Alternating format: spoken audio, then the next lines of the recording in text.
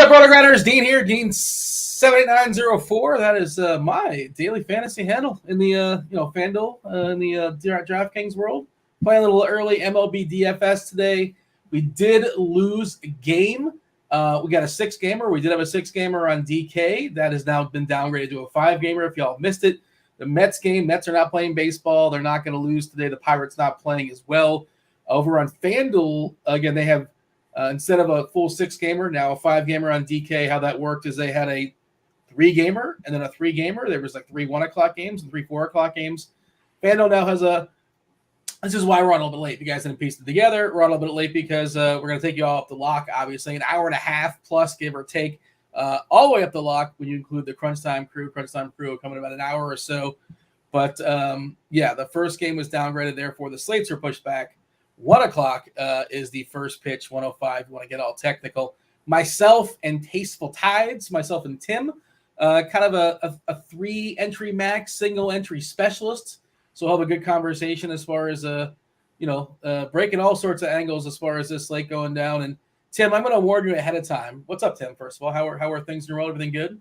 Everything's good, Dean. I had a pretty good day in NASCAR yesterday, actually. What? So shout out to Stevie once again with crushing his content, and he's definitely the best NASCAR person around. That's for sure. And I've been following. You know your NASCAR, or you just like whatever you regurgitate whatever he tells you, and that's that. I straight up just lean on Stevie. And I think that his package is so worth it. Every single year I get it. I've been getting it since I think 2017, 2018, something like that. And I love it.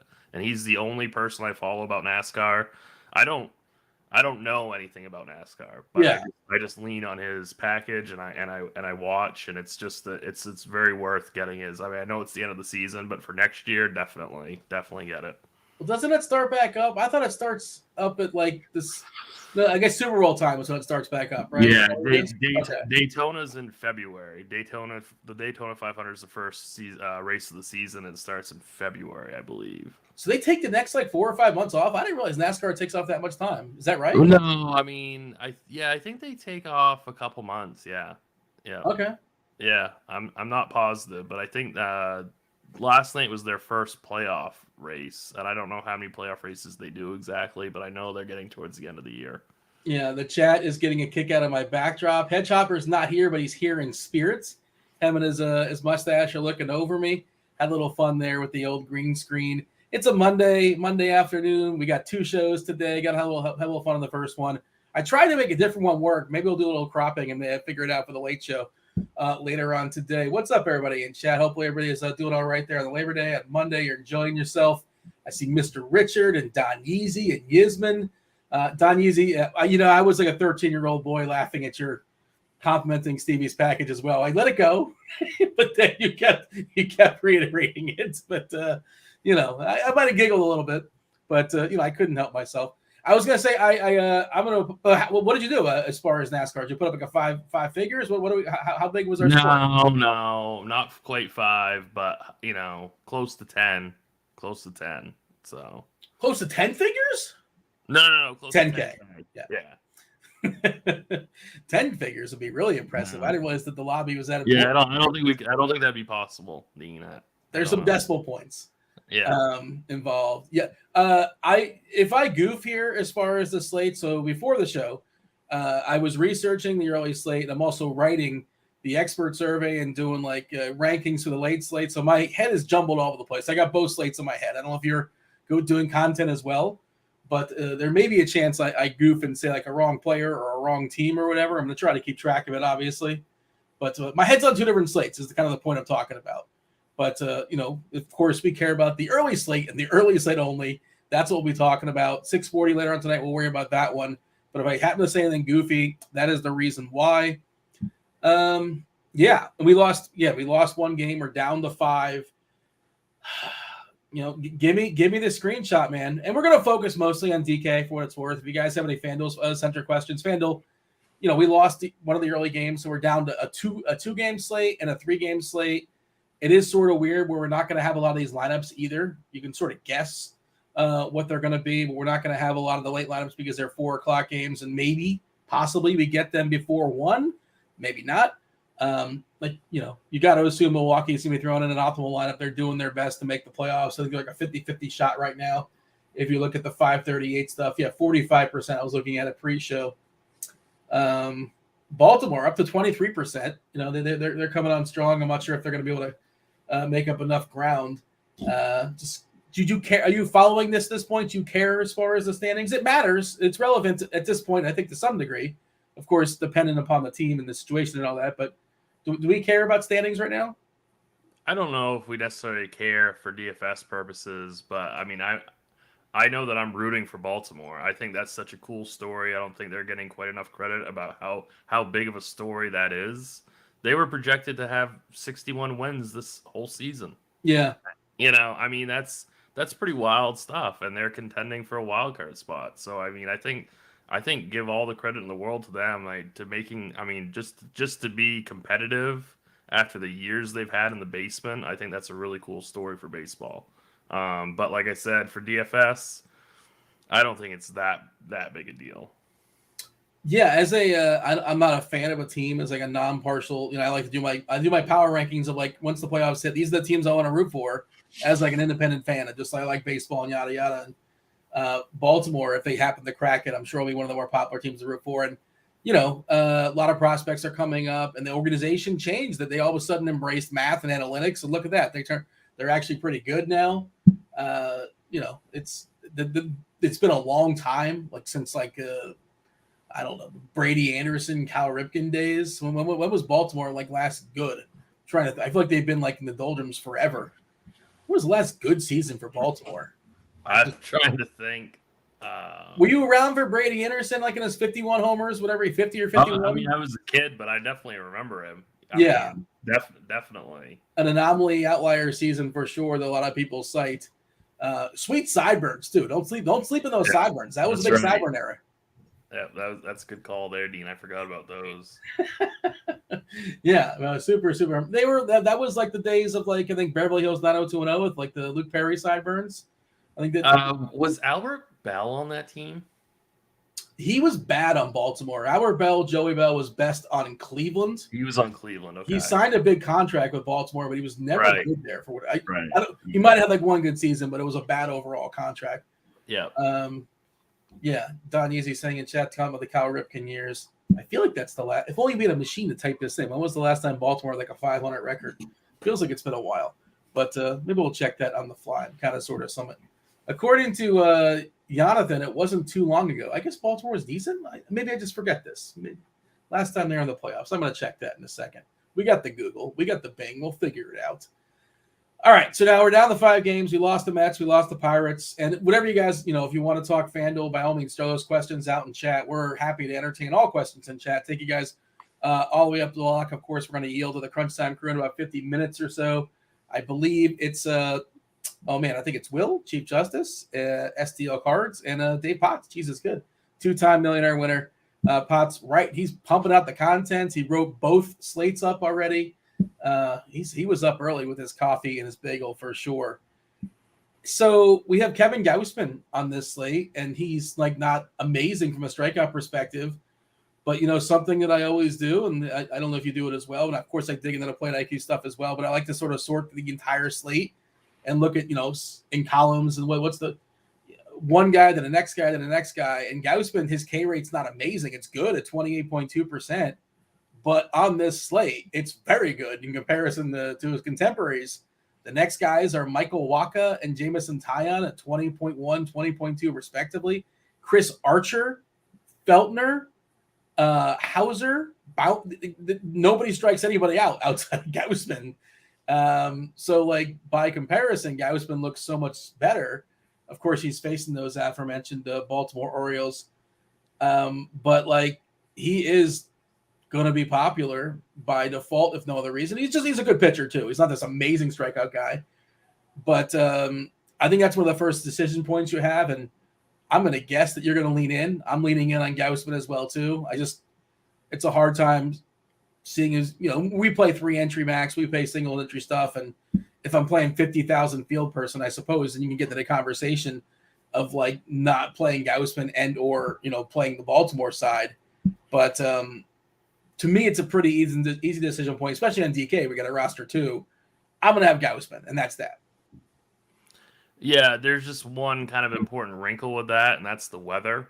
Roth has it as yellow, but he says the heaviest of rain is poised to move in during game time. Oh. So, that concerns me quite a bit. So he says that we'll try to fine-tune things as we get closer to first pitch.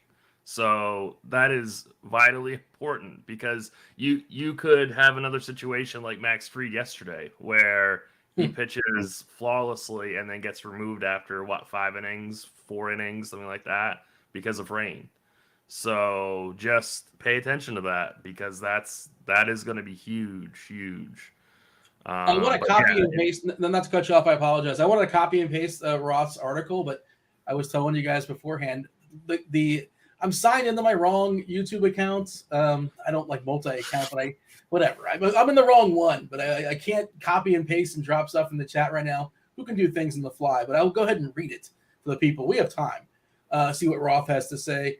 They should be able to play ball today, but the heaviest of the rain is poised to move in during game time, as you said.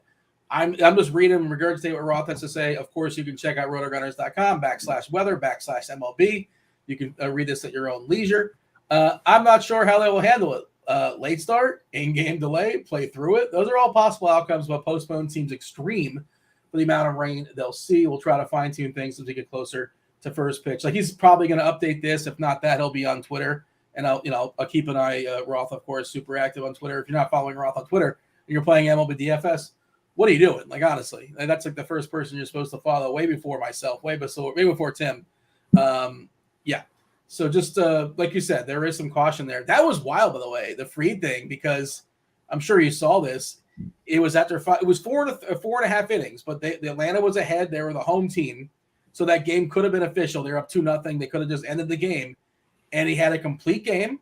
He had a shutout, and he had a win, and he had a no-hitter. So he would have got 14 bonus points on DK if that game would have been canceled. Yep. Yeah, I know. That was pretty crazy. Yeah, you would have got all the bonus points in the world. I assume they give him the no-hitter bonus. I don't know. I guess, right? I think so. I would think so. I can't speak for DK, but I would imagine. Like, I know it's not like a no-hitter. I'm doing air quotes if you can't see me. But, like, it's a no-hitter. There was no hits allowed, and it was a complete game, and it was a shutout. So, yeah. Yeah, I mean, he would have gotten the complete game shutout bonus. I know that because I've done that before, like in other slates, getting the random, rain-shortened game. By the way, ownership is like going to flock to Ghostman. I'm pulling it up right now. The BatX projections as far as ownership is 50%. I'm going to see what we have as far as our MLB Plate IQ projections, even higher at 55, 56%. You got to roster 20% of these dudes. And there's some, like, I threw some names out there. Do you want to roster some Feltner and some Archer and some Sanchez and some Hauser? Probably not. So there's a reason why Ghostman's going to grab a ton of ownership, 55%. And we know, again, we always talk about it, 3 entry max, single entry. It's going to be much higher than that. It's going to be a huge number. And you got to be aware of the weather situation. And, we'll keep our eye on it. But as of right now, I'm just going to play Ghostman, and that's that. Yeah?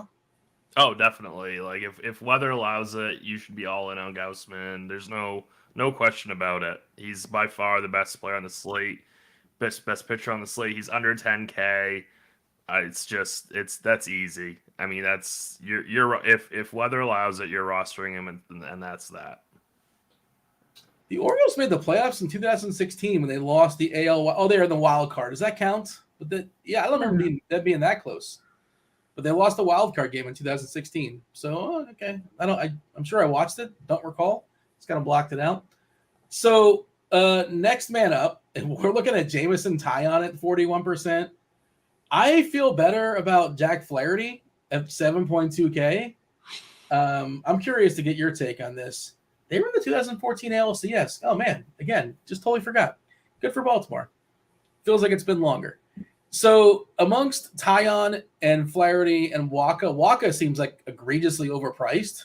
But, I don't know how much salary matters, but he's 9.3K on DK. I have Flaherty out of that group. Taillon, Flaherty, and Waka. What say you as your SP2? Yeah, my take on Flaherty is that I think that the bat has him projected for too many pitches. Like they have him projected for 102, but I also don't think that that necessarily matters because his price is so low and his matchup is so good. So even if he pitches like 85 to 90, which I think is the more likely outcome, that he's still a better play than Tyon. So I would definitely lean Flaherty as your SP2. So I know that Cheese wrote about this in his article. I didn't do this. I think it was like 103 pitches he threw his last time out. So he seems to be fully stretched out. I don't know how much they're going to push him. And I was surprised they pushed him that much in the minors. He went like 6 1/3 or something like that. I'm pulling up the game log right now. On August 31st, he went 6 2/3. I believe Cheese said he threw over 100 pitches in that game, 5 1/3 before that. But like you're right, any sort of concern is kind of baked in. And it wasn't that long ago that Flaherty was, I don't know, a top 25 pitcher in baseball. Is that fair to say? Yeah, I mean, if he was not coming off the IL, he should be what 9,500. I mean, he's definitely 2,000 too cheap. So this is a pretty easy points per dollar play today. And you know, obviously there's game theory. Obviously it's baseball, but I see no I mean, I'm trying to think to myself right now, if I was making 50 teams or 150 teams, how much Flaherty and Ghostman would I have? I mean, 90%. If the weather wasn't an issue, I'd have probably 100% Ghostman. Right, but I'm saying how many combinations of Flaherty Ghostman would you have? Oh, I got you. The two of them together. Yeah, you know, like, would you have 80% of your portfolio, 90% of your portfolio, and then do a little sprinkle of Walker, maybe a sprinkle of Tyon? I don't know. You know, like, I think that's kind of where I'd be at. I'd be right around 80-90% of that pairing on DK. Yeah, again, which, like you said, Flaherty in theory is uncomfortable. And why would you want? I mean, he was here earlier in the year and he wasn't very good. I think he might have had 2 starts. I want to say his velocity was down also, and he's been dealing with injuries. And the Cardinals are locked into the playoffs, 99 percentile as far as chance to make the playoffs. Like that's going to happen. So there's no reason for them to like really push him. But again, they let him throw over 100 pitches in his last outing in the minors, 6 2/3, 9 strikeouts for what it's worth. Like he's striking out I go assume that was AAA. I'm not really certain. 3 earned runs. Like his minor league numbers are fine. I guess it was AA. It looks like in Springfield. What state is Springfield in? Do you know? Could be like one of 20 states. Right. I was just gonna say that was a good one, Dean. Well, that's like the old Simpsons joke, right? That's the reason why they made it Springfield. Right. Is Anytown, USA. Yep. I presume that's the reason why they made it Springfield, right? I think. Yeah. I would assume. Andre is saying, look at that game log for Flaherty. He's probably looking at the MLB game log where he pitched like forever ago, and who cares, right? Like I understand the point, but like I'm assuming that he was not healthy back then, and I assume he's fine now, or at least fine enough, and he's facing Washington, and pretty good ballpark, pretty bad lineup, and like you said, everything is baked in. We're talking 7.2K, and when he's fully healthy, he's a 9K pitcher. So yeah, if he was 9,500 today, I'd be not as thrilled with pitching him. But say he gets 16, 18 DK points today at 7,200 with the pitchers that we have on the slate. That's good. Like that's gonna be just fine. So his price is just so low and his matchup is so good that I don't see a way of getting away from him. Yeah, Andre is saying he was joking. Yeah, I get. Yeah, I didn't realize I'm pulling up the game log this season too. I know he only threw like 7 innings or so. I didn't realize it was in 3 starts, 3 innings, 2 innings. I'm pretty sure he got hurt in that third one, and he just wasn't very good in the previous 2. Just wasn't right at the beginning of the season. Mr. Richard says Springfield, Vermont is the Simpsons. I believe the Simpsons never clarify where Springfield is. They always like make subtle references, but like the screen gets blocked. They've never officially revealed where Springfield is. Pretty sure of this. This is important stuff. But if that's true, that's breaking news to me. You a Simpsons guy or not so much? I've watched The Simpsons quite a bit. Yeah, and everybody says the same thing. Like, it used to be great, but it's not what it used to be. Yada yada. Yeah, I would say it's gone downhill a little bit, but I still think it's pretty good. According to the Google machine, it looks like Oregon. Well, it's funny because Mr. Richard in chat says Springfield, Vermont is The Simpsons according to Google. So you guys are on different Googles. Mr. I guess so. Are you sure you didn't Bing it, Devin? No, I'm pretty sure this is not Bing, Dean. I'm pretty sure you're the only one that Bings things. I think it's the joke. It's the whole running joke that that's the reason why they picked Springfield. I don't know. Yeah. All right, Devin, you a Simpsons guy? Of course, Dean. Who can't? It's like asking if you're a Seinfeld guy. Like, of course you're a Seinfeld guy. It's just how much of a Seinfeld guy you are. I wouldn't say of course. Some people just distinctly don't like Seinfeld.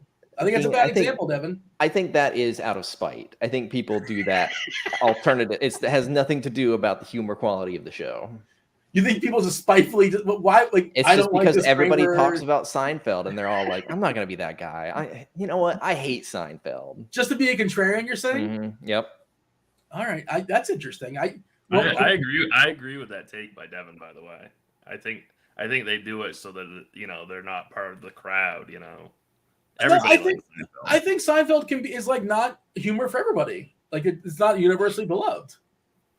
I get it. Like, I watch Seinfeld. I like Kurt better. But I understand if somebody doesn't get it. That's fine.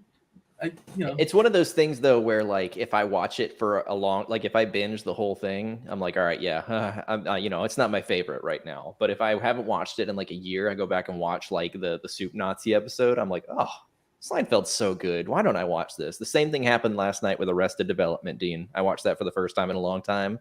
That's a smart show. That's a good show. You watched the band Arrested Development, or you watched the shout out there? The show, yeah. If you watched all the episodes, you would have got that reference. That's for the regular viewers out there. I never got into that show. I feel like I should, though. It's on the list. That's a very good show. I'm sorry. You said you haven't gotten into Arrested Development, the television series? I've seen like 3 or 4 episodes. I thought it was fine, and it's on the list. I'm told it's really good. I like you guys. See, that's the thing. If you watch like the first couple, it's not great, but it gets better as you go along. Dean, this is on par with you having never seen any of the 007 movies. This is egregious. Well, yeah, this is pretty bad, Dean. I've seen a lot of things. There's a lot of good television is the problem. There's only 2 sets of eyes. Well, the 1 set of eyes. But like you pass yourself off as this learned, cultured man, and you haven't seen any 007, and you haven't watched Arrested Development. I mean, I'm aware there's like I think the Blues is the name of the family. The girl's name is like Sunday or Wednesday. No, that's the Addams family. Oh, she's got like a weird name though, right? What's the girl's name? Just keep digging that hole, Dean. It's like an off. Her name's Maybe. There you go. Yeah, I knew it was something that ended in a Y. No, there's a Y in Maybe. All right, Dean. We'll have to follow up with this on a bet sometime. You guys can get back to some baseball. So, all right. We stand with Flaherty and Ghostman as our favorite pairing. I saw somebody in chat asking about the reliever for Tampa, Luis Patino. I assume how long he's going to go. I assume he can go 4 or 5-ish innings, right? Is that a reasonable assumption? Let's see what the bat has on him. That bat has him for 90. I think that's fair. I'm not crazy about him. He was a pretty highly regarded prospect, but he has not shown the major leagues. And the thing that I don't like about him is he has no control. And like I hate that as like a pitcher, or rostering a pitcher who can't throw a strike. I really can't get on board with him today. I get it. I think he'll be super, super low owns, but I just can't. I can't do it. I don't even know how much of a sprinkle I would have in a 150 setting. I'm going to derail the show again, but Poe Degen Stoner has been binge watching Miami Vice and says it's too good. I don't know why that amuses me, but yeah. I just know the theme song to Miami Vice and Don Johnson and the other guy. Highlight was, of course, the Cesta was in the intro. Yeah, I got derailed. I'm easily distracted. I just think of Miami Vice now. That song is rocking in my head. Other pitchers that are throwing baseballs on this slate, Tim, it gets ugly pretty fast. There's Waka at 9.3K, nice ballpark. Tampa, not the most imposing of lineups. There's certain guys I just want to cross out. Like, I'm not going to play Anibal Sanchez. I'm not going to play Chris Archer. Even if he's pitching well, he goes, 4, maybe 5 at most as far as innings.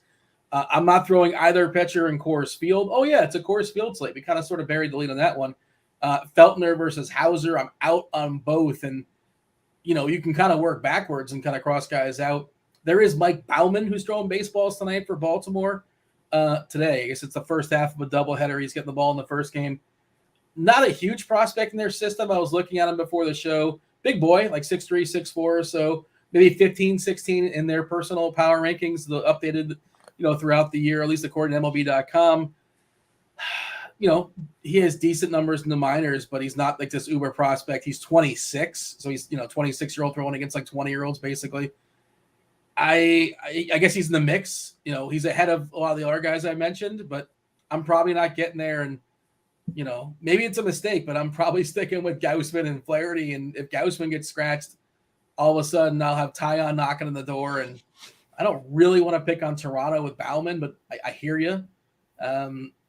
What's left to say here as far as these pitchers? I guess we should talk about Tyon. Well, what are your thoughts as far as Tyon? We got to throw him out there. And personally, I think it's Wacha and Tyon to get pinches of in GPP settings. It kind of depends on what Tampa Bay does with their lineup.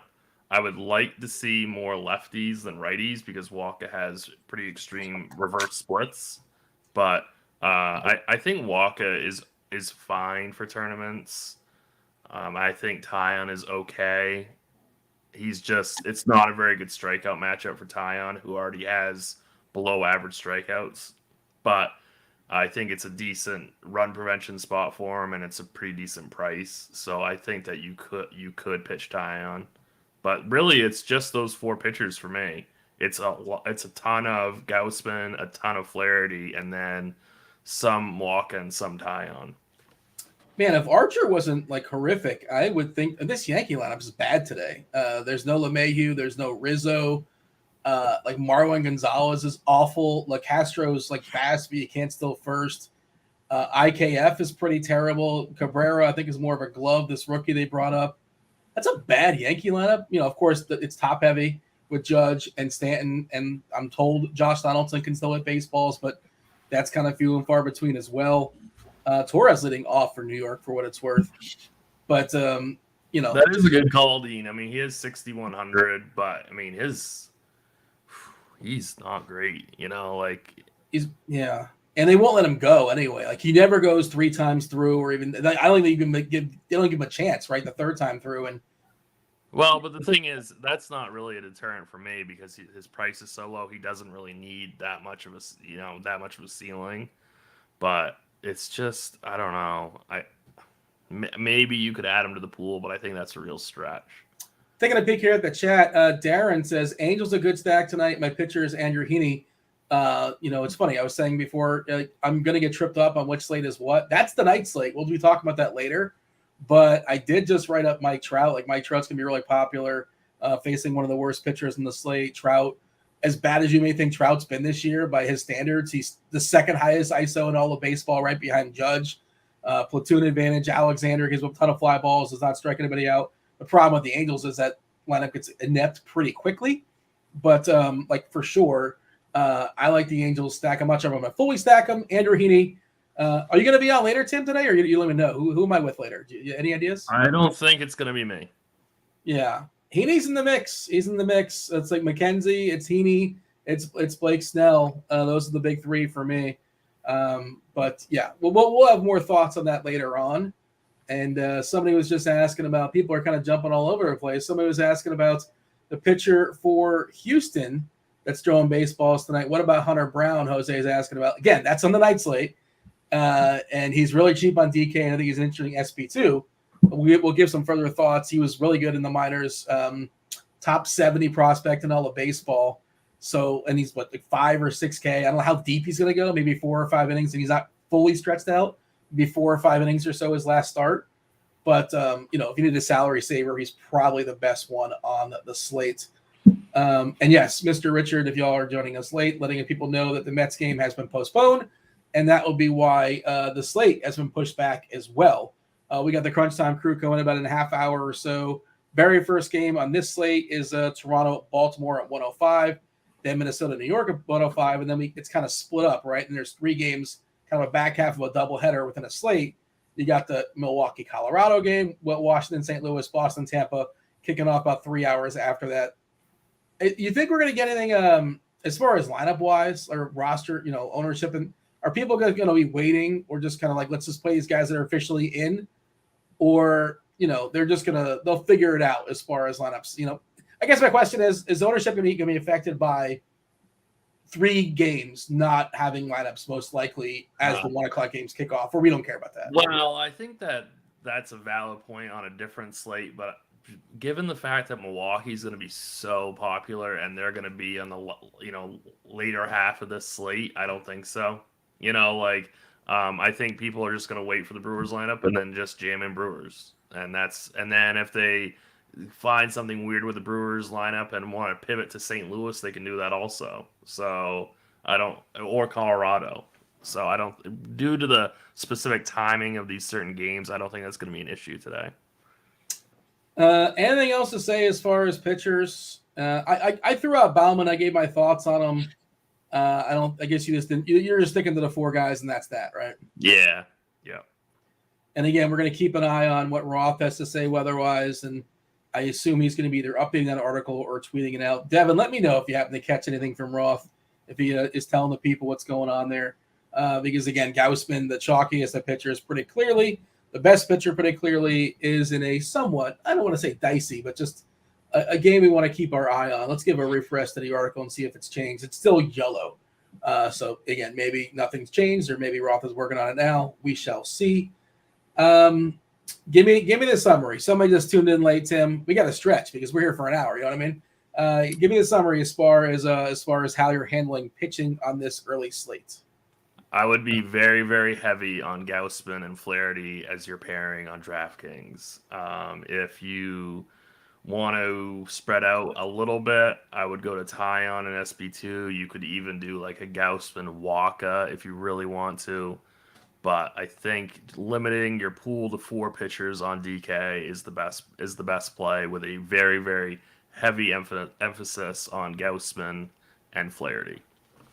All right, let's talk about hitters and see if we can get different on this slate. You kind of referenced Milwaukee. Milwaukee for sure is going to be pretty popular. Why is that? There's a game in Coors Field. They have a team total just above 6. Specifically, Rowdy Tellez is going to be, I think, crazy popular. We'll talk about it. But, I mean, DK clearly doesn't care, or they like the chaos, or they like the game of chicken, I suppose, of like, hey, we know that you want to play Rowdy Tellez in Coors Field, and we're not going to move his price. We're just gonna keep him at 4.2. We're not going to make him 6K. We're not going to give you a decision point. Your decision point is how you weight ownership, right? And then Colton Wong, we're projecting currently leading off. We'll see. Yelich, we presume, is still going to be out. Nothing official there just yet, but I think he's still going to be out with his injury. Wong is 3.8. Renfroe 4.5. McCutchen 3.9. Hira's less than 3K. And Teron Taylor, if he cracks the lineup at 2.8, they're very easy to make work. You can get the top 2 pitchers, whatever the top 2 pitchers happen to be.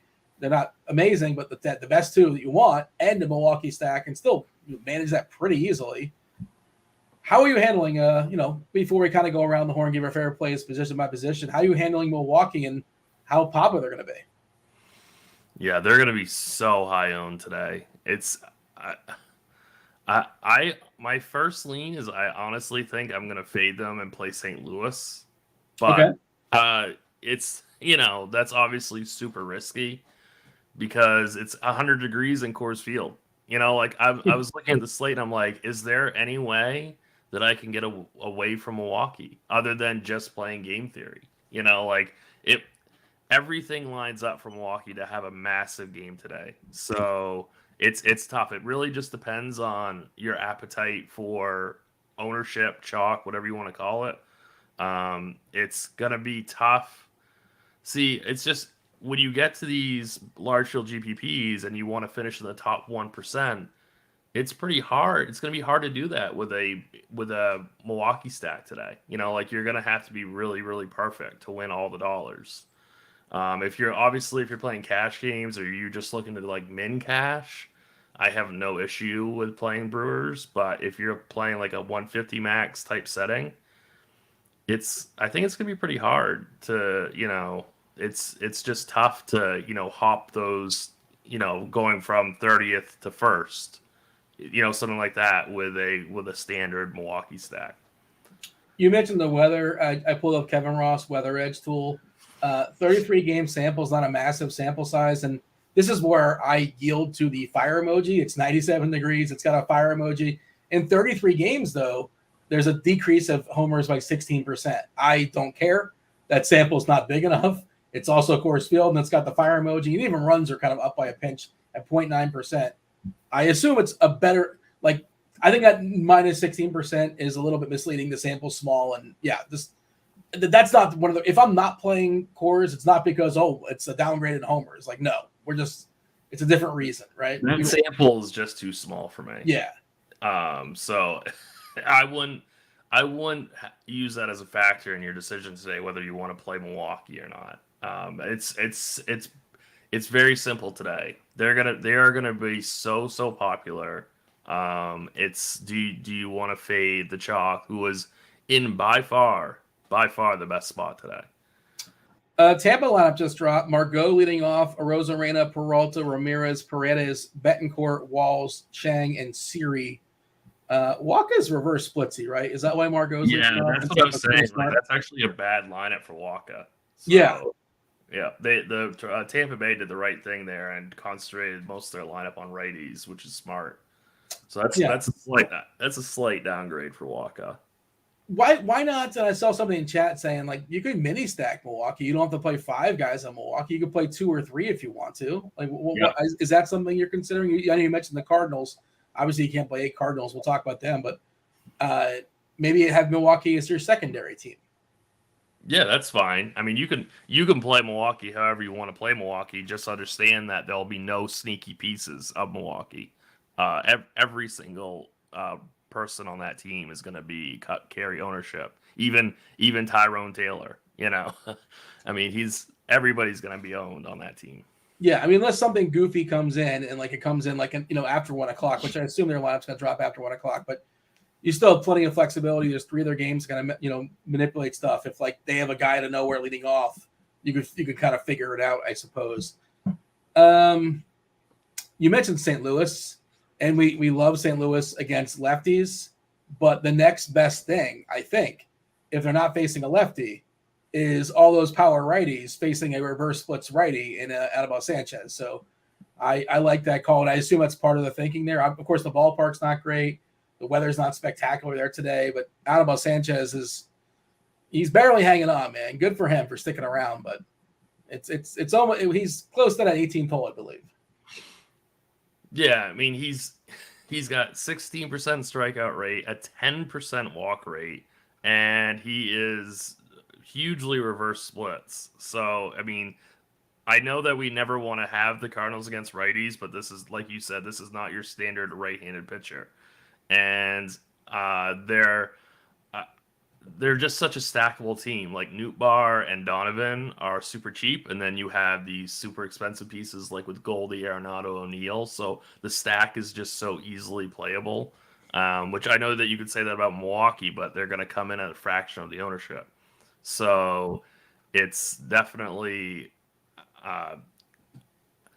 it's just tough. I really like both these teams, and I think that I'm leaning towards Cardinals in my single entry due to the ownership. Hey, Baker's got a question. He's playing the 2-game slate on Fanduel. Again, Fanduel, you lose the Mets, you lose the Pirates. Now we're down to Toronto, Baltimore, and the Yankees versus Minnesota. What's your best way to get different? My first thought is maybe run a couple Orioles at Ghostman and roster Ghostman. Maybe I don't know though. In full disclosure, I'm not playing the Fanduel slate. I'm playing the DK slate. I'm not playing that 2-game round Fanduel. If you want to play it, have at it. Enjoy yourself. Not trying to discourage it, but I'm not playing it. But that's my first thought, is that I'm okay rostering a hitter or 2 against my pitcher. I think that's a really good call, Dean. Yeah, I'm not playing the slate either, but I always am an advocate on these small super small slates to pitch to play a couple hitters against your mega chalk SB1. Also, the price, like Mullins is 3-1, Rutschman is 2-8, Rutschman, Henderson's still 2-8. Like I'm okay running a couple Baltimore guys like Ghostman, and there certainly is a world where Ghostman is the top scoring pitcher, and a couple of these Baltimore guys succeed as well. And that's the way I would do it. But again, I'm not doing it, but that's what I would do if I was doing it. Anything else you want to say about that slate, or shall we just go around the horn, give our favorite plays position by position? Yeah, we can do that. All right. Catcher, you got a roster one on DK as far as catchers today. We have a cheap catcher in course, presumably. We currently have projected for Milwaukee Navarez at 3.1K versus Feltner, platoon advantage. Again, just seems too cheap. Gary Sanchez has power theoretically. Oh, it's a revenge game. How about that? I thought about that. I bet he is vengeful too. Didn't he almost got his head taken off yesterday? Wasn't that him? Did you see this clip by chance? I did not. No. Someone in the on deck circle, maybe like Celestino, I can't remember who it was you're in the on deck circle and you're just kind of taking some hacks, and I think it was Gary Sanchez that was walking by, and he missed him by like millimeters. Like he almost clocked his head off, and like neither player was really paying attention. It was pretty wild. I think it was Sanchez. Somebody in Minnesota. It was a Minnesota scene, and it could have been brutal. But I mean, vengeful or not, if he's got a little John Wick, I'm not really sure. But Sanchez is 2.8K, and like there's some power in that bat, and I'm perfectly fine rostering him. There's nobody really great as far as catchers. I think Alejandro Kirk. Yeah, outside of that first game. But go ahead. Oh, I'm sorry. I didn't. My bad. But yeah. I think that if you have the money, Alejandro Kirk is the best play, unless you just want to play all the chalk Brewers, which in that case, Navarez or Caratini is fine. But I would, Kirk is a really just exceptional pure hitter. So I think that you could play him if you have the money. You think you're going to prioritize him? I feel like I'm probably not, and maybe like I'm playing again. If you want to play Rutschman against Ghostman, I don't think it's the worst idea in the world if you're looking to be different in some ways. Again, there's a world where they can both thread that needle, where Ghostman's the top two pitcher and Rutschman's the top catcher. Like that absolutely can happen.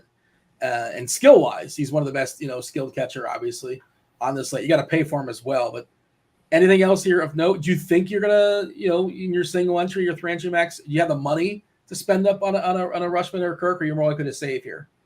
I'm more likely to save, but I think that don't forget about the Rockies too. I think there's going to be a lot of. I know they have the second highest implied team total, but I don't think ownership is necessarily going to follow that. Yeah. So don't forget about Rockies today. So we kind of teased it earlier, kind of talked about it. Rowdy, what is Rowdy's ownership right now in GK on a I guess a 5-gamer where he's got an egregious price for his skill set.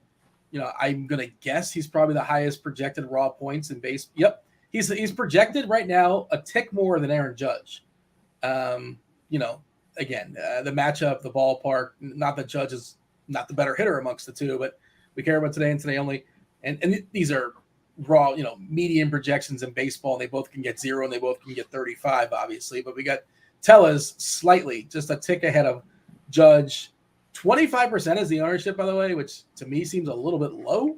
Maybe they got to get a refresh to that. And certainly, again, single entry, 3 entry stuff, it's going to be probably double that. See, that's what I'm worried about, is that I'm worried about in the contest that I play in, he's going to be 50%. Like, I don't know if I want to play 50% Rowdy Tellez. Well, who would you play instead? And then you got to answer that question. I'd like to play Goldie. That's who I would play. I'd play Goldie.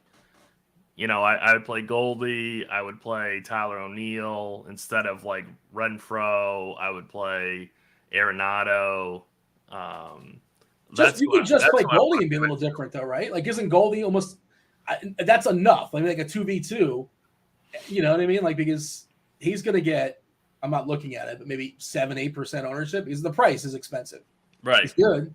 No, you're right. You don't have to go like completely, you can get leverage in certain places. You don't have to get like, crazy in every single spot, but I just like the Cardinals stack today, so I might do just 5 Cardinals. We got and this is obviously pending the Milwaukee lineup, but we have Hira is first base eligible only on DK, and he's 2.9, so maybe that's one way to be different if he cracks the lineup. We have him at 18%, Goldie at 16%, which again I think that's something that gets a little bit lower in single entry, 3 entry max. Right. Maybe it's around 10. And we're talking whatever. The difference in 10 and 5 is 15 is something, but I love that as a way to be different, though. Like, that's an awesome way to be different in tournaments if you can find a way to make that work. You mentioned CJ Cron or just Colorado in general versus Hauser. Sure. Vladdy is going to be lost in the slate, I think, to some degree, as much as he can be. We know about left field in Baltimore. It just stinks where balls just going to go to die these days. Just real quick, Dean, Max Kepler was scratched today. I know that's not huge news, but it's important for somebody. Well, you get to avoid the 0 for 4s. That's a good thing. Right. He's been terrible this year, right? He's been so bad. I've tried to roster him quite a few times. I've tagged him on lineup with HQ a ton and never does anything. Yeah, I've definitely lost money on Kepler. Oh, he's my salary saver. I'm curious who they're going to shuffle in that lineup. Obviously they have they're without Buxton and they're without the shortstop's name. I'm losing his name for some reason. Not Correa. Polanco. There you go. Wasn't Polanco once upon a time a shortstop? I didn't know that. I feel like maybe I'm wrong. Maybe he played second base. Doesn't matter. He's not playing baseball tonight for Minnesota. We'll see what they do as far as their lineup. Finalize your thoughts as far as first and second base, where even on full slates, second base is pretty rough. You got Torres leading off versus Archer. I like that a good bit. The 3.9K, pretty reasonable price. Paredes at 2.9's got some power, and we know Waka's reverse splits in the ballpark, of course, stinks, but that's a place to save some salary as well. And again, if Wong leads off for Milwaukee, he's going to be, spoiler alert, popular. Yes, Colton Wong is going to be super, super popular if he leads off today. And that's fine. Again, super chalk. Luis Urias is going to be pretty popular too. So that's and he's third base eligible also. So I think he's going to be very, very popular because he's got multi-positional eligibility. Brandon Rogers for Colorado is a good play. I'm trying to think, who do we got for Cardinals here? Gorman. Yeah. Nolan Gorman, I like quite a bit too. Tricky thing with him, we've seen it. Like if a lefty comes in, I'm not sure if they have set up or they don't line up just yet, but we'll see him get the hook, especially if he's DHing for Pujols. Like that will happen. True. That's true. Yeah. As he should, because Pujols is just annihilating lefties. All season long. I can't justify paying $5,100 for Tommy Edmond batting ninth. Or he's projected to bat ninth. So he probably will. He tends to bat ninth versus righties, and they tend to lead off Newbar. Yeah. So I might try to find a way to stack Cardinals, and then maybe play Wong at second because there's no other I'm not seeing a really good way of getting different other than maybe Torres. That Minnesota lineup, by the way, they added Garlick in the lineup. Arise, Correa, Miranda jumped up to the 3 spot. Gordon's batting cleanup. Urshela, Garlick, Cave, Sanchez, Celestino. I think Garlick's an upgrade for Tyon, if you're looking at Tyon for what it's worth. As bad as Kepler's been, isn't Garlick? He's a lefty, right? I think he's a lefty. He's a specialist. I think so. He tends to basically just get his platoon at bats. All right. Jump to third base. What do you got as far as the hot corner? Yeah, so Luis Urias is probably going to be the most popular third baseman today, and I don't think that's very good chalk. He's 4K. You're paying a peak price for him. I don't know. I'd almost rather play Ryan McMahon. You want to attack Hauser with lefties, so if you have the cash, I would go up to McMahon. Trying to think where else I would go. As I think Donovan still has third base eligibility. I'm not seeing him. Brandon Donovan, you're talking about for St. Louis? Yeah, we're not certain if he's in the lineup or not, but DK, he's third base, outfield. Fanduel, he's second base, shortstop. Yeah, so Donovan or Arenado would be my two favorite plays for tournaments. Okay, so Michael in chat says Garlic is a righty. Doesn't he rarely face righties? They're just desperate because they're decimated. They're without Kepler, they're without Buxton, they're without Polanco. Their lineup's beat up, right? So I'm pretty sure Garlic is kind of terrible versus righties, and he doesn't face righties very often. If you want your mush play today, there you go. He probably doesn't have a huge sample against righties because they don't let him hit against righties, right? Pretty sure. I'll check that in a second. Jace Peterson from Milwaukee might be interesting, but he's got pretty high pinch hit risk, so just be careful. I wouldn't play him in cash games. What is that the state of the bullpen there for Colorado? Because typically they've actually added a couple, I think, throughout the season as far as lefties. And what they've done to us a couple times is they brought like in their fringe starters that are lefties to mop stuff up, and that kind of muck things up sometimes. Yeah. That aren't typical. They're not like traditional bullpen guys. Let's see. We have Ty Bloch is back, and Gomber. That's another one. Yeah, Gomber can go long if they need him to, right? Yeah. Apparently, that's the only two lefties they have in their pen, as far as I can tell. With Bloch, they did expand rosters by 2 on the first, I believe. So it looks like their bullpen's a little bit healthier, but it's mostly right-handed. It's Bloch who's kind of a long man, and Gomber is kind of a long man. I thought they had a lefty, like one-inning guy. Maybe he's gone. You know, I feel like there was somebody that was there. Maybe he got hurt. You're supposed to be my bullpen guy, Dean. I'm typically on top of this, but I don't play Peterson very often for the reason like you said. But if there's not any lefties really lurking, he does have a high pinch hit risk when the situation calls for it. But like if they bring in a lefty, he's probably gone. Situation dependent. If the score is 10-2, maybe not. Yada yada. All right, let's jump to shortstop. We got Crunch Time Crew coming in about 5 minutes or so, maybe 5-10 minutes with the STL cards. We got Will, and we got two-time millionaire winner Dave Potts. Cheese is good. They're going to take you guys straight up the lock. Whatever questions y'all have, feel free to fire them off in chat. We'll do our best to entertain them. If you're premium members at RotoGrinders, make sure to hit their questions in the Discord, on the Crunch Time channel, and if they're desperate for questions, they'll also entertain the questions there on YouTube. But I will do my best to knock out YouTube questions before they happen to show up. Shortstop, what do you have here, Tim?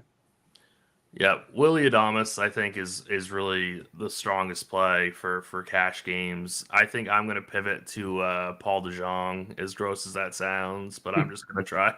I'm going to just try to actually, DeJong's not even in our projected lineup, so I'm not sure what I'm going to do at shortstop. But I do think that Bo Bichette makes for an excellent tournament play.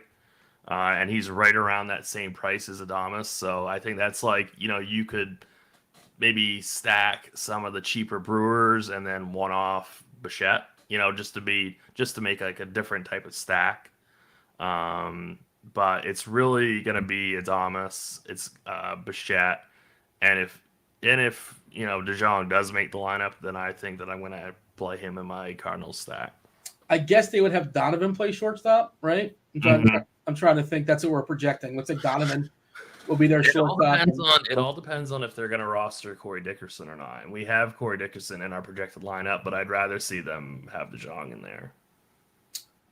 Yeah. And like, an analytical team, I think, would want DeJong against. That's what I'm saying. Like the math would say to play DeJong today, but I don't know.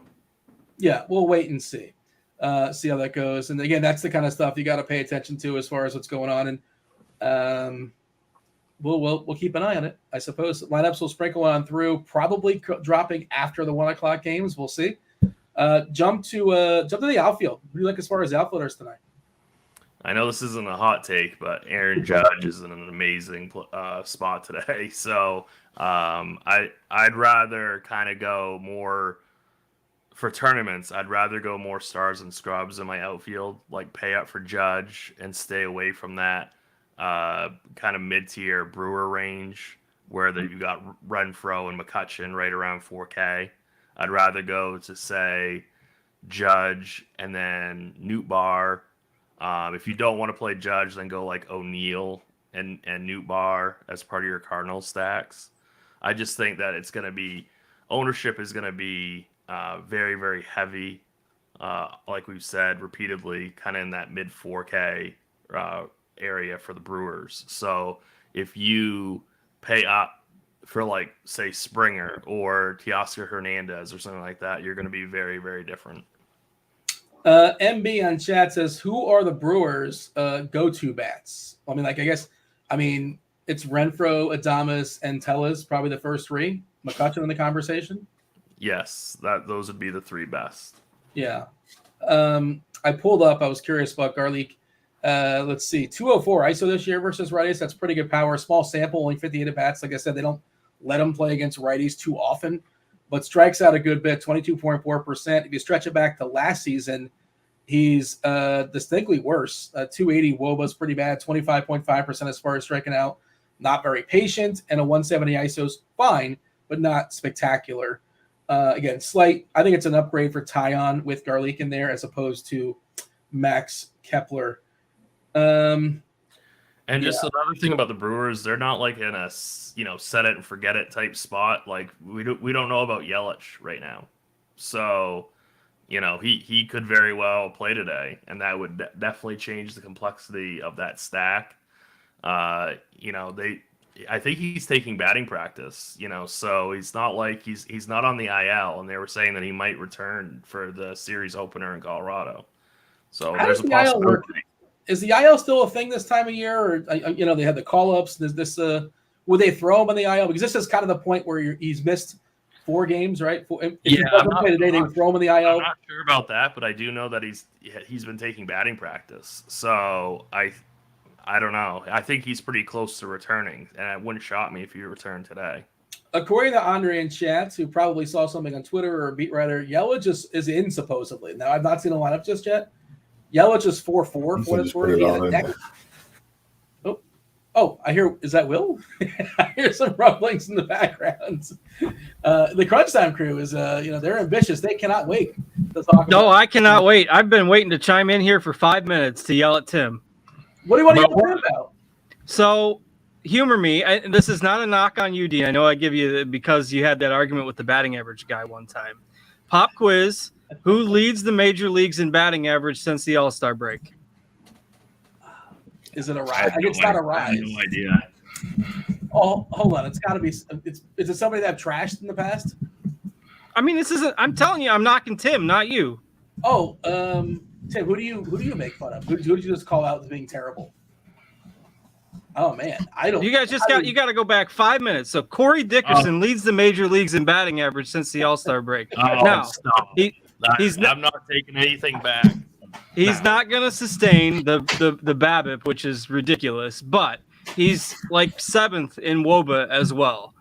And Paul DeJong is 2 for his last 44. I cannot stand to watch that guy hit anymore. As a Cardinals fan, every time he goes up there, it's a strikeout. He faced a position player earlier in the week and looked hopeless. Like he had that one ridiculous. He had a ridiculous run when they first called him back up, and he hit smoked homers for a few days. But the guy is 25 in the minors, didn't he? He had a whole bunch in the minors as well. He hit a bunch of homers in the minors, but he still like his batting average at Memphis was like 220, and he still had a ridiculous strikeout rate. I do not want to see him on the field in a postseason game. I don't want to see him on the field right now. And Tim is out here clamoring for him to start over Dickerson, who's been raking since the All-Star break. So I respectfully disagree with putting Paul DeJong in the lineup. The guy is he's awful. He can't hit the ball. That's Dave, a problem. Tell SDO Cards, Dave, how much we care about batting average in the year 2022. I think it's the main stat still. He's got a 484 BABIP since the All-Star break, so that's completely sustainable. Now, that's really good. This isn't a pro Dickerson take as much as it is an anti DeJong take. The guy can't. He's just when he loses it, it's just how they'll work the line. They'll put Donovan at second and they'll move Edmond to short is kind of what they've been doing. But Like DeYoung should not be on the field for any meaningful games. Like they're ahead by 8.5 right now, and they're facing Washington. So whatever these next few games, but the dude, he's lost. Anyway, lineup just dropped, by the way. Pham, Verdugo, Bogarts, Devers, Casas, the rookie, Hernandez, Cordero, and Plowecki. I remember the last time I was at a baseball game, it tilted me more than it should, but like, there was a guy behind me. He was like, "Oh, this guy's good. He's a 300 hitter." I'm like, "You don't know what that doesn't mean anything. That doesn't mean he's good. There's a 250 hitter who's distinctly better than the 300 hitter." You want to explain to the guy. Well, to their credit, a lot of teams have started posting like exit velocities and things at the ballpark, which I think is pretty cool. To at least have some of that stuff up on the scoreboards and things like that. Your annual trip to St. Louis, right? I think, didn't you catch one of the Pujols games where you had a homer? I feel like that's every game, I guess. But yeah, we went to one of the Yankees games. The like a 4.5 hour game that was 12-9, so that was pretty cool. We'll probably try to get down there for a postseason game, assuming they don't collapse over the next few weeks. They should host the first round series against one of the wild card teams, so probably try to make it down there for a playoff game. And they're playing real well right now, so it's good for my household anyway. Currently a 99% chance of making the playoffs according to 538. Let me just chime in here real quick. The underlying problem is St. Louis doesn't have Matt Carpenter anymore. Well, the Yankees don't either. Now you see why the Yankees are blowing that lead. The Yankees had like a 12-game lead when they had Carpenter in there. See? Matt Carpenter is the key. He's the ultimate cheat code. Cheese, I know you will co-sign with this. It's true. And sadly for all the Yankees haters, like he's probably going to come back like last week of the season and be there for the playoffs. So the Yankees will cruise to an easy World Series victory if that is the case.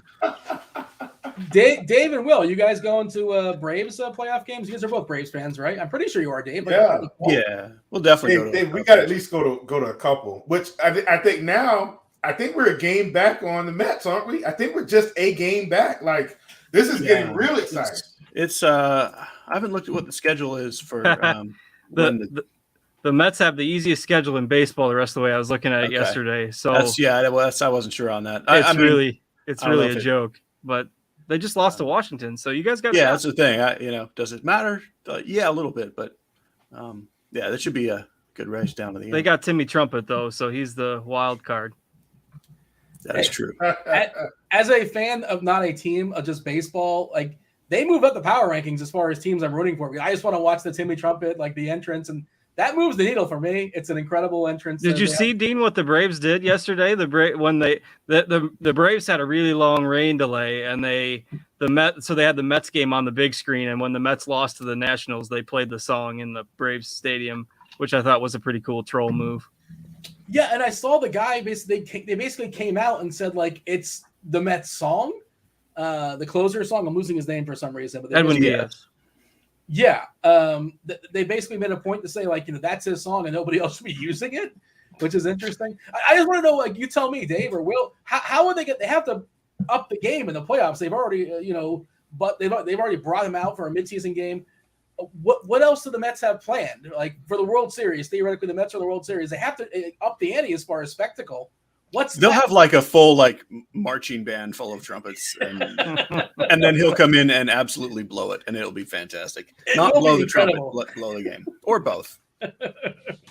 Steve, you got anything else for the boys before we step aside and make way for the Crunch Time crew and they knock out the rest of the slate? No, we're good. Thanks, guys. Thanks, Dean. Yeah. Thanks, Tim. Thanks for everybody. Oh, we never begged or groveled for likes. The likes are probably horrific. Do hit that like button as you're all just sitting there watching the Crunch Time show. Kindly hit the like button, subscribe, turn on those notifications. We do appreciate that. And I'm not even sure. I was going to yield to somebody who is hosting this shindig. I'm going to guess Will is hosting. Will? That'd be me. I'm not. Oh, I'll take it. STL Cards. Take it away. Hosting. Thank you, and welcome to Crunch Time. We killed a little time there, but not a lot of games this afternoon, with the first game getting the axe. On FanDuel, we've only got 2 games on the very early slate, and then they've got another 3-game slate later this afternoon. That is combined into one 5-game slate on DraftKings. So We'll kind of split up the analysis a little bit with only 2 games on the early FanDuel slate. We can kind of talk about all 5 of them together, and that should work out okay. So if you are playing over on FanDuel, sign up for the FanDuel Sportsbook. If you're in a legal sports betting state, take advantage of their new awesome bonus offer. Bet $5 and win $150, regardless if your bet wins or loses. Terms and conditions apply there. But of course, with NFL coming up this week, always a good week to get back into the swing of sports betting if you're in a legal state. Or, like Mr. Dave Potts, you can drive across the border on the pilgrimage to place some bets. Cheese, what's going on today? Howdy. Yeah, kind of a strange little day with one of our early games gone and just a few games left, and it's a lot of offense. Small slates with cores are annoying enough, and then you add in a couple other like very obvious chalk, and it's a weirdly lopsided small slate, but we'll figure it out.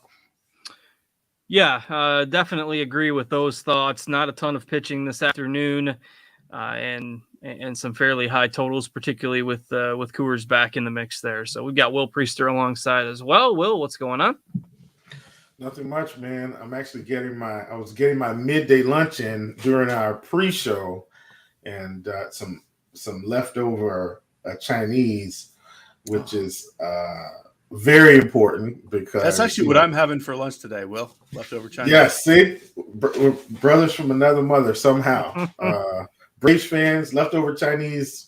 I mean, what else is there? If you read the musings today, I think you know what to do with this slate. Mostly, I absolutely read it, and I can't think for myself. But listen, Dave is a seasoned veteran, and so I promise I won't regurgitate all of his information. But it was a really good read today, and this slate's pretty straightforward in my opinion. So hopefully, the key word is don't overthink it. And I won't say why Dave will talk about that, but it's pretty straightforward to me. That means we can get on out of here. Thanks for watching, everybody.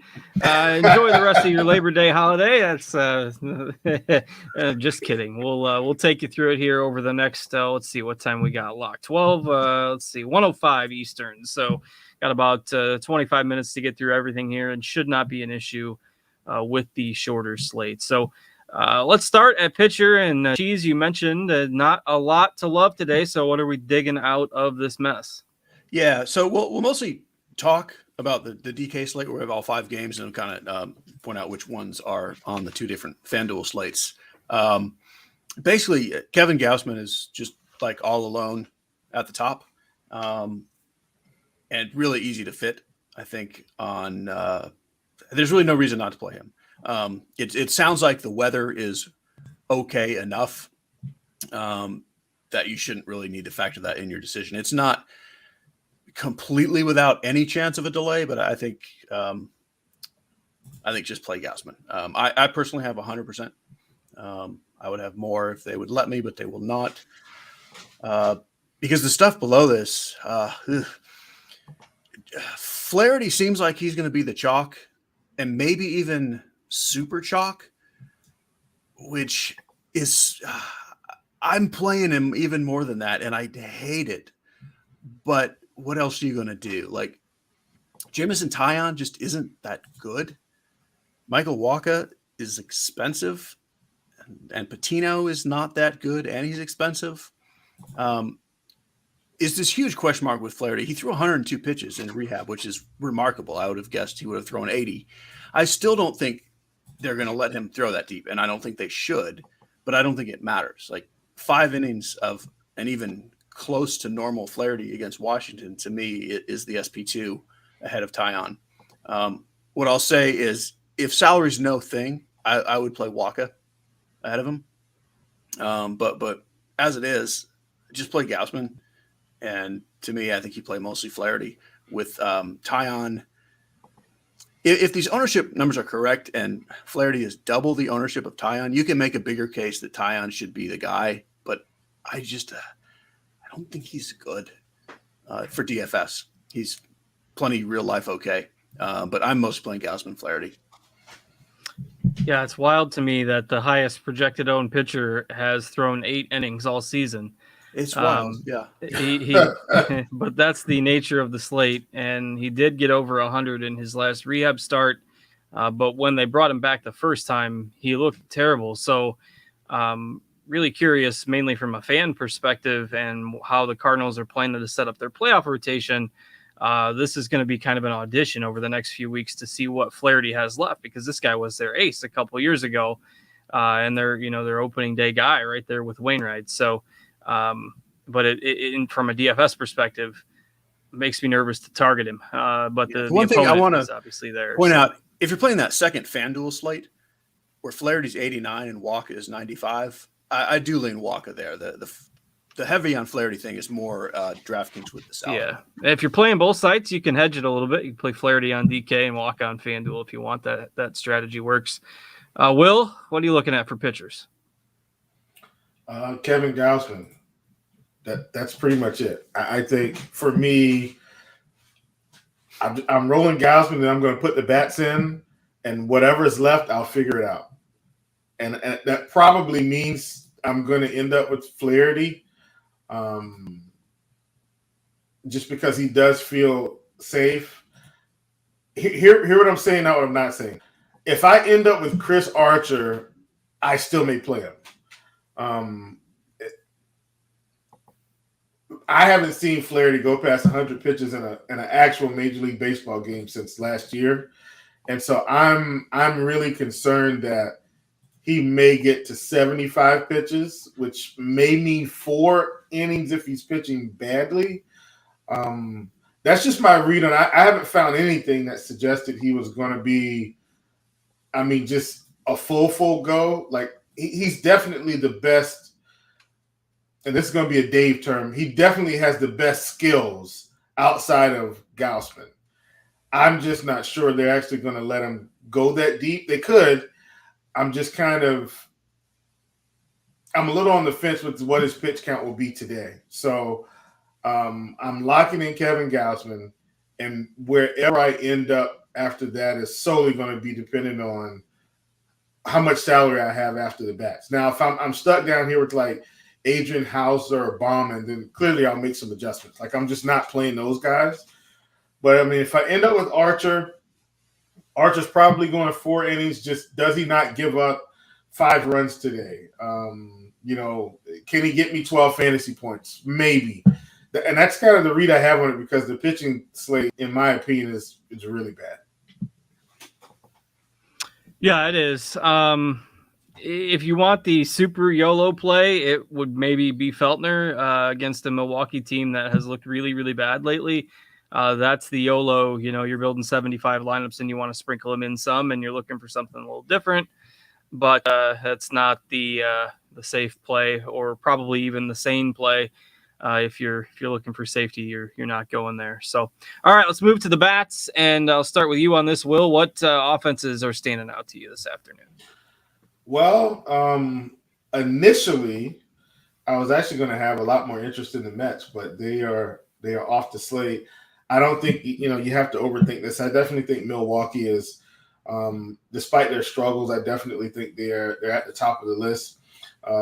Toronto, despite their struggles, I think they're still one of the most powerful teams in baseball in terms of being able to pile up runs when they can. For me, though, I for whatever reason, I've stacked so much St. Louis this season. It's unreal. And I don't think that changes today against Anibal Sanchez on a really small slate. I think we're going to pile up on Coors. I'm very intrigued with the St. Louis Cardinals offense against Anibal. I think there's enough here. Ghostman's been out of his mind. Arenado. I'm with you. Please play Corey Dickerson today. I'd love to get in on some Corey Dickerson with a little bit of a platoon advantage. And he's 2,300. I really, really, really, I can't stress enough about how much I like the Cardinals offense, and they're very affordable. Now, clearly you can play whoever you want today. Lars Nootbaar's 3,100, but you won't have any problems getting in Goldie or Arenado, and then you can just pretty much play the rest of this lineup. You got 2. If Dickerson's in the lineup, you got 1 guy under 3K, and I'll probably absolutely play Nootbaar at 31. That'll allow me to get in another pitcher. I can probably get in Flaherty if I choose with that type of build. So I'm really, really heavy on St. Louis here, despite the Coors game.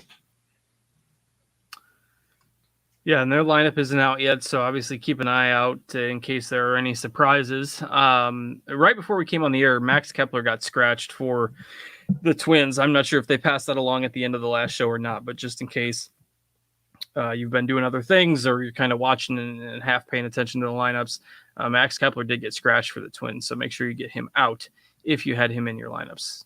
Cheese, where are you looking for bats today? I'm very curious where the Milwaukee ownership lands. Like, they're obviously the chalk, but it's also like there's 5 teams that are pretty obviously great. And I think it has to get spread-ish between Brewers, Rockies, Cardinals, Yankees, Blue Jays. Like, all of those teams have very obvious slate winning upside. And we're also at this point where we're 15 minutes from lock and we don't have lineups in cores or with the Cardinals, which might hurt ownership a little bit. Certainly, if anyone's paying attention, they're going to know that like the Milwaukee lineup is totally in flux. Like, if Yelich is back in, we don't even know who he's out for. Like, Tyrone Taylor could be out, or Hira could be out, or Jace Peterson could be out. They can do all kinds of things. I don't know what that team's going to look like. And then even with the Cardinals, we don't know for sure who's playing. So my lean is that other than Tellez, Adames, and Renfroe, I'm not concerned with ownership. Like, I don't think Milwaukee stacks as a whole outside of those 3 guys are so chalky that you need to fade them based on ownership. But I am actually with Will that if I could only have one team today, it would be the Cardinals. All right. Carolina guy is asking in the Discord chat how to get different on the FanDuel 2-game slate and if we would play a low-owned Gunnar Henderson. I do think that Henderson will be a little more popular than what we show him as. But given that everyone's going to be playing Ghostman at pitcher, maybe not. So it's tough to get super different on that slate, on that 2-game slate, obviously. But you get some one-off bats that are low-owned. You get a home run from a guy that's 6 or 8% owned. That's kind of how you win those shorter slates. All right, let's go through the positions here quickly. We'll start with catcher and Cheese. I'll keep it with you. So if salary doesn't count, Kirk is still the top play. But because of the salary, I think Narvaez will be the chalk. I like Gary Sanchez a good bit at 2,800. It's a revenge game, guys. Revenge. Think about the revenge factor. The ball goes an extra 10, 15 feet, I hear. Absolutely. At least. If Brian Serven is the Rockies catcher, I like him and Sanchez more as one-offs than Narvaez. And then anything else is just in a stack. All right, Will, what do you got? Yeah, I'm going cheap today. I'm with Cheese here. I really like Gary Sanchez at 2,800. I think that's some of the best bang for your buck that you can get. If you're spending up, I don't ever mind playing Alejandro Kirk with that potent Blue Jays offense. You should be able to afford him today with some of the other cheap pieces at other positions. All right, I will keep it with you, and we can move it to first base. Yeah, Paul Ghostman is absolutely my top play of the day at 6,300. Don't care. I will absolutely have him in. I think the chalk play is Rowdy Tellez at 42. And I think, you still get him in. At 42 it's very affordable. You guys know that I probably fade Coors more than anyone else, but don't really care here. Definitely think that's a really good play. I don't have to sell you on Vlad. I think another sneaky guy is Mr. Miranda at 3,100. He's got enough power. I think they're going to be in New York. And I definitely think that Jameson Taillon is going to give him, one bad ball to hit. And so in a general sense, I know, righty, his ISO is down a bit. But I think he'll see enough bad pitches from Taillon to do some damage. At 3,100, if you're stacking Minnesota, I think he's good value. All right, Cheese, what do you got at first? One of my main sort of thoughts on this slate is you don't have to stack Milwaukee to play the obvious Milwaukee bats. Like all of these guys are just kind of power hitters. Like they don't have to correlate.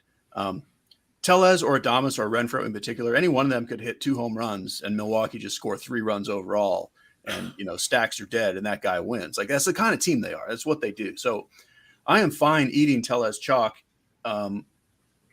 And my favorite thing to do on these kind of slates where things are really kind of obvious what the best plays are, but there's several of them, is just to mix and match where you put the good bat from the other team in your stack, meaning stack the Cardinals with Tellez instead of Goldie, or vice versa, stack the Brewers with Goldschmidt instead of Tellez.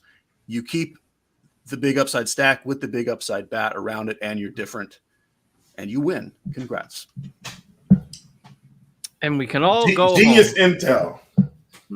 Yeah, that's good. I mean, that's good. That's a good thought process that, everyone thinks, not everyone, but a lot of people think you're building stacks. You got to have those top bats in there. But even on days where teams score 10 runs, the big hitters sometimes aren't the guys that produce that output. So, all right, Cheese, second base.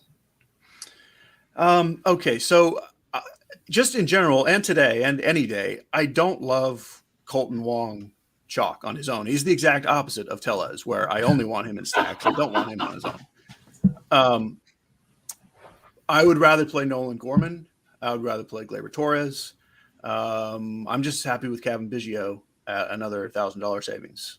And then just another sort of general overall thought. I think we have to assume that out of all these chalky-ish teams, the Rockies get kind of pushed to the bottom. So I do like guys like Brendan Rodgers.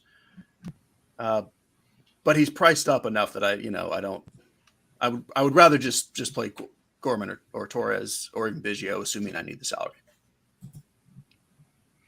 All right, Will, what do you got at second? Yeah, I'm probably going to give you the worst best play right now. In cards, I think you will agree with this. Tommy Edmond in the 9-hole at 5,100 has to have low ownership today. But nothing's changed in terms of his hitting. Like, he's continuing to hit the baseball every day. He's one of my favorite second basemen just in terms of ownership, production, price. Like, this price, nobody wants to pay 5,100 for somebody hitting in the 9-hole. But I'm telling you, and you know these cards, and I'm sure your son knows this as well, he's been pretty consistent here for the past, I want to say, week and a half, 2 weeks, So I just pulled up the game log. This is DK 10, 19, 21, 10, 14, 16, 14, 11, 19. That's an incredible run of double digits. I mean, unbelievable. So I really like Tommy Edmond at 5,100, 9 spot. That's kind of nobody wants to play it. I love St. Louis anyway. I'll get him in there. And I mean, playing Ghostman, Arenado, and Tommy Edmond, I don't think anybody's doing that today for what it's worth. So that's kind of, let's call it my leverage play of the day. You get down here with some of these other cheap guys. I don't really like anyway. Like I'm almost all in on Edmond. Like I'm really close to being all in on Edmond. I'm with Cheese. Biggio in the 7-hole at 2,800. I mean, very affordable. I think that's the way you go. But I'm pretty close to all in on Tommy Edmond for what it's worth. All right, yeah, he has been raking lately. They've still been leading him off against lefties and hitting ninth against righties, and it's been working. So they're probably going to keep that up. And even against righties, his numbers have really improved lately, as you guys alluded to. So I certainly don't hate the call. All right, we'll go to third base.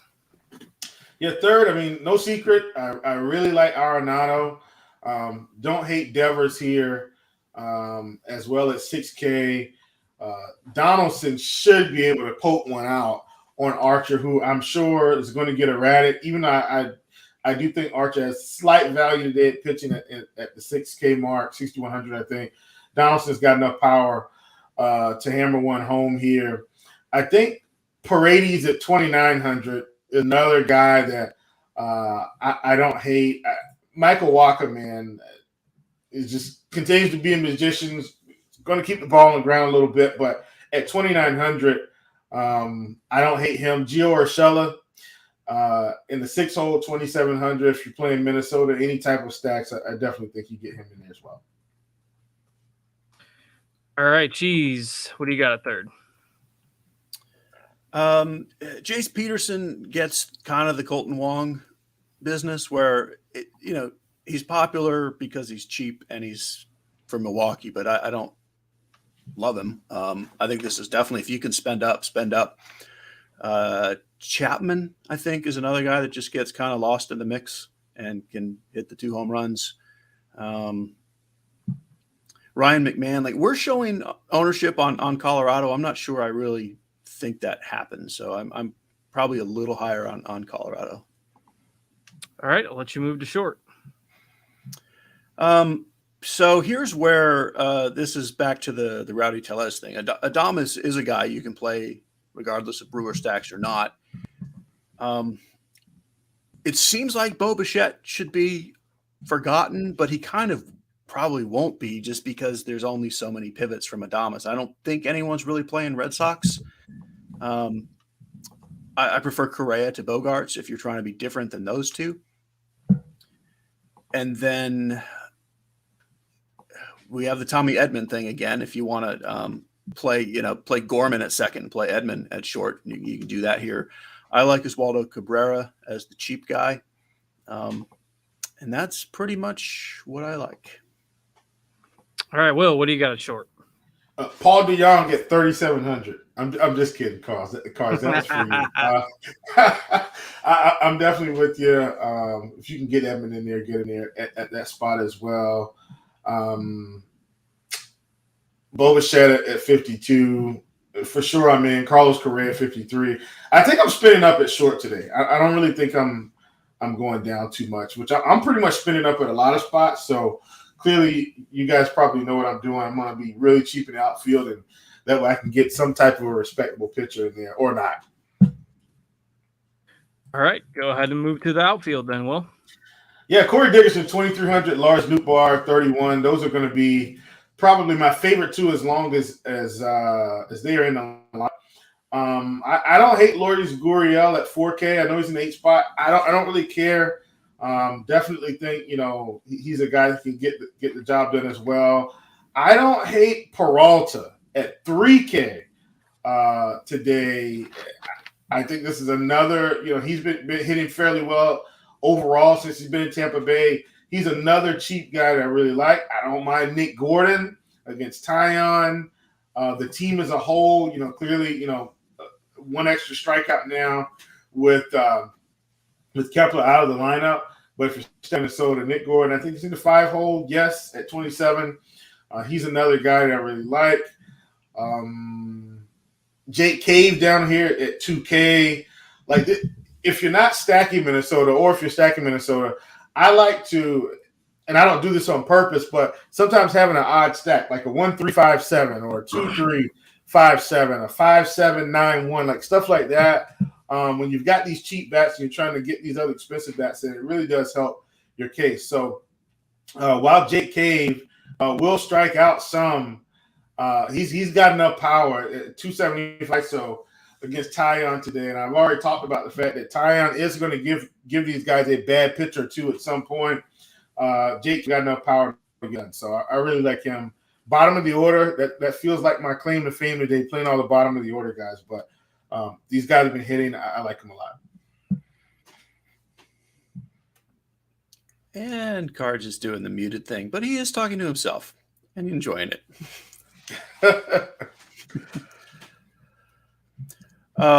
There we go. Now we're back. Just had to wait the 10-15 seconds. Now we're good. Beautiful.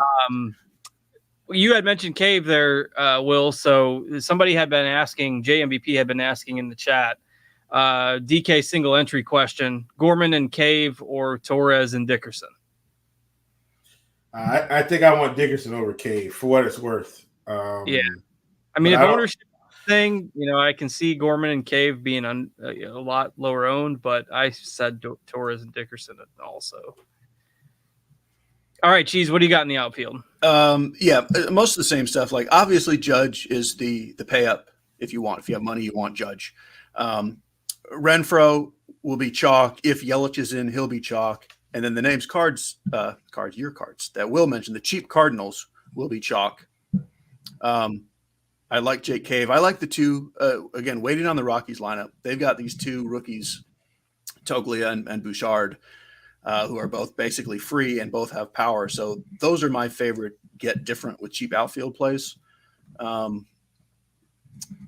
Otherwise, it's just sort of managing your lineup so you're not too chalky everywhere. Like if you want to play Renfroe, Nootbaar, and Dickerson, then you probably don't want to play the obvious chalk everywhere else.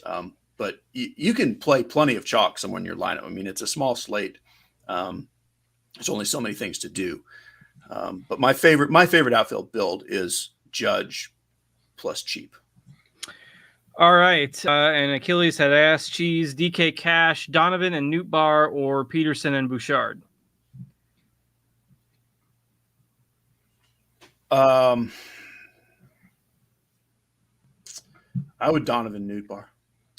And then he had also kind of followed up. Is there a reason you prefer Bouchard over Toglia? And for long term, is Toglia the better play?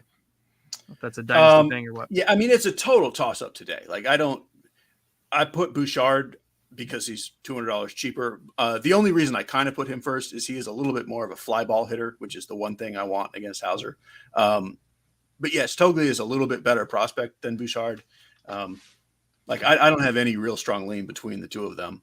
And I have a pretty close to 50-50 on them. What's the matter is asking for some early home run calls. Chief, you got any homers you like this afternoon? Sneakily, I do like Jake Cave. For what it's worth, I think that's the sneaky one.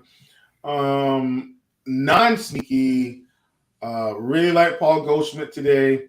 And then also very, very, very non-sneaky is Judge. Like, man, it's just a man amongst boys right now. All right, got a couple minutes left to lock. Achilles has asked, DK Cash, do you prefer Sanchez over Servin in cash? Cheese. When in doubt, play the guy in cores in cash. I guess. Again, these are the questions I don't know how to answer anymore because I don't play cash. And I definitely like Sanchez better than Servin, but I think the correct answer is play the guy in cores if it's close. All right. Let's see. We've got a couple people typing, so we'll see if those questions come on through and we can sneak those in right before lock. All right. Cheese, DK Cash from BHB. Peterson and Judge or McMahon and Bouchard? Peterson Judge for sure. Yeah, I think that one's pretty much a definite for cash games. All right, no lineups have come out in the last 25 minutes, so the lineups that we were waiting on at the beginning of the show, we're still waiting on now. So just keep an eye out for those if you're building lineups with those teams. Obviously, there'll be some popular offenses later. Is Milwaukee Toronto stack too chalky in GPP? Will, you willing to roll a Milwaukee Toronto stack in GPPs? Yeah, I don't hate it. I mean, you still gotta have the right combination. I think if you once again find some guys from the bottom of the order that are a little bit lower owned to mix and match, and don't try to have it so correlated like 2, 3, 4, 5, 3, 4, 5, 6. Just look at the data, see which guys fit the profile the best, and choose those guys. I think you can do some damage.